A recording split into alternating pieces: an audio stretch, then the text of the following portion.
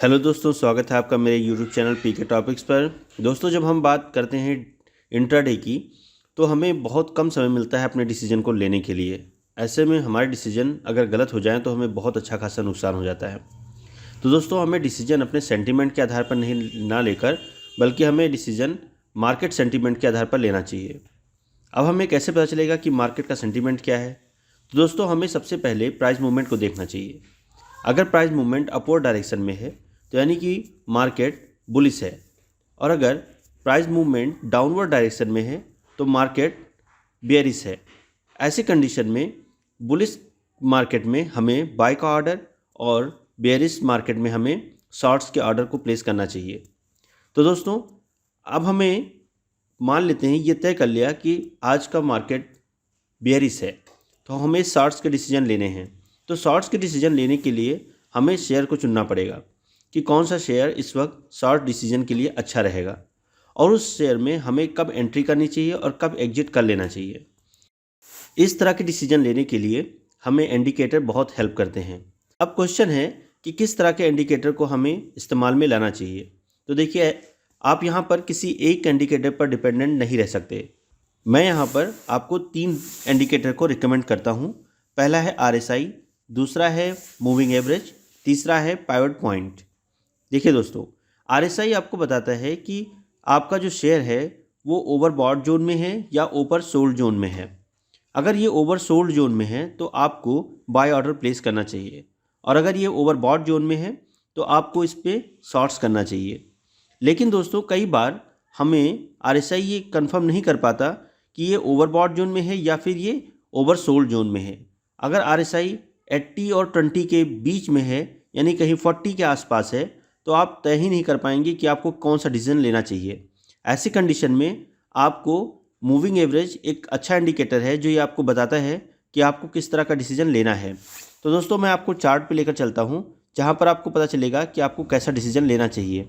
मैं आपको एक लाइव एग्जांपल से बताता हूँ कि किस तरह से आप अगर बाय का डिसीजन लेते तो आपके लिए फ़ायदा होता है, या शॉर्ट्स का डिसीजन लेते तो आपको फ़ायदा होता है। तो दोस्तों, हम आपको लेकर आए हैं चार्ट पर। आप यहाँ देख सकते हैं, यहाँ पर 7 फरवरी से का ये जो चार्ट है, पूरे दिन का एक चार्ट आपके सामने है। यहाँ पर आप देख सकते हो, यहाँ पर RSI ने डे के स्टार्टिंग में आपको ओवरबॉट जोन को शो किया था।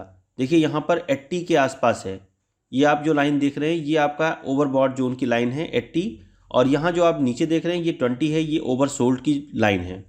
अब आप देख रहे हो कि डे की स्टार्टिंग में ही पहले 10 मिनट के अंदर अंदर, सॉरी, पहले दिन के 1 घंटे के अंदर अंदर इसने आपको ओवरबॉट जोन में इस शेयर को होने का इंडिकेट किया। यानी कि अब यहाँ पर आपको सेलिंग का डिसीजन लेना चाहिए। अगर आप RSI को अच्छे से इस्तेमाल करते हैं तो आपको ये बहुत ज़्यादा प्रॉफिट देता है। अब आप देखिए, यहाँ पर ओवरबॉट जोन पे जब होने के बाद आपने एक शॉर्ट्स का डिसीजन लिया, आपने यहाँ पर शॉर्ट सेलिंग कर दी। मान लेते हैं यहाँ पर आपने शॉर्ट सेलिंग कर दी, तो अब आपको कब इससे बाहर आना है इस बारे में आपको कौन बताता है? ये आपको RSI बताएगा। लेकिन ये काफ़ी देर तक ये मूवमेंट करता रहा। 2 बजे के बाद, 2 बजे से पहले, यानी कि 1:30 और 2 बजे के बीच में इसने ये कंफर्म किया कि अब ये ओवर सोल्ड जोन में जा चुका है। अब ये किसी भी टाइम ऊपर आ सकता है, ठीक है, जो कि आपको यहाँ पर ऊपर की तरफ आता हुआ दिखाई पड़ा है। ठीक है, तो यहाँ पर आप डिसीजन ले सकते थे कि आपको क्या करना है। आपको यहाँ से बाहर आ जाना है या अभी कुछ देर और रुकना है। मेरे ख्याल से आपको यहाँ बाहर आ जाना चाहिए।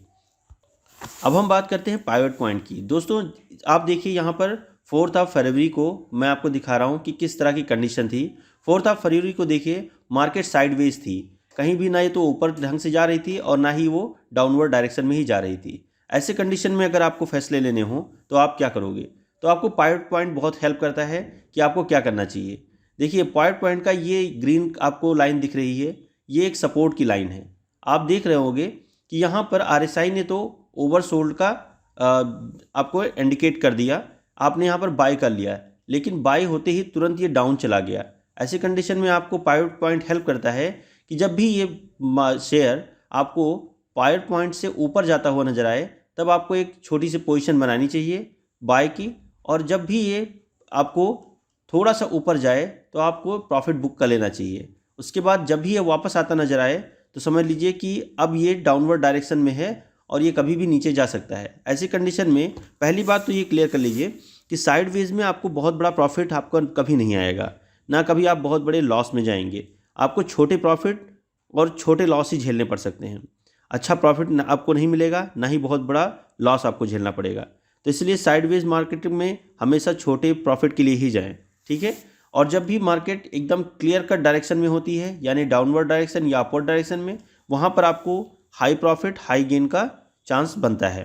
तो यहाँ पर आपको देखिए, यहाँ पर आपको मूविंग एवरेज किस तरह से हेल्प करता है। देखिए ऐसा है, जब ये मूविंग एवरेज को पहले शुरुआती 1 घंटे के अंदर अंदर आपको पहली बात तो डिसीजन बहुत कम ही लेने होते हैं। पहले आपको थोड़ी देर मार्केट को चलने देना होता है, पहले उसको तय कर लेने देना होता है कि मार्केट कंसोलिडेट करके किस डायरेक्शन में जाने वाली है। मार्केट ने यहाँ पर देखिए रिवर्सल लिया है। रिवर्सल लेने के बाद अभी आपको कोई डिसीजन नहीं लेना है, क्योंकि यहाँ पर क्या है, एक रेजिस्टेंस शो करा था, रेजिस्टेंस को ऊपर की तरफ इसने कट किया, लेकिन ज़्यादा ये उसको सस्टेन नहीं कर पाया। ये उस रेजिस्टेंस को तोड़ते हुए फिर नीचे आ गया। और यहाँ पर आप देख रहे होंगे कि ये जो मूविंग एवरेज है, इस मूविंग एवरेज लाइन को जैसे ही इसने नीचे की तरफ डाउनवर्ड डायरेक्शन में कट किया, आप देख रहे होंगे कि बहुत तेज़ी से डाउनफॉल हुआ, बहुत तेज़ी से, ठीक है। और ये यहाँ जाकर रुका। ऐसे कंडीशन में आप क्या कर सकते हो, आप शॉर्ट्स का डिसीजन ले सकते हो, ठीक है। तो आप चाहो तो एक एक अलग अलग इंडिकेटर के साथ आप जा सकते हो डिसीजन लेने के लिए, या आप कंबाइंड 2 से 3 इंडिकेटर लगाने के बाद आप डिसीजन ले सकते हो।